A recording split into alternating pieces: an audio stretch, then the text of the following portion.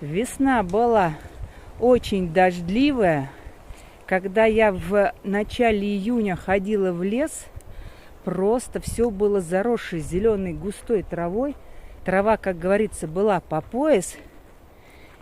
И вот прошел месяц, от зеленой травы осталось одно воспоминание. Все желтое. Печалька.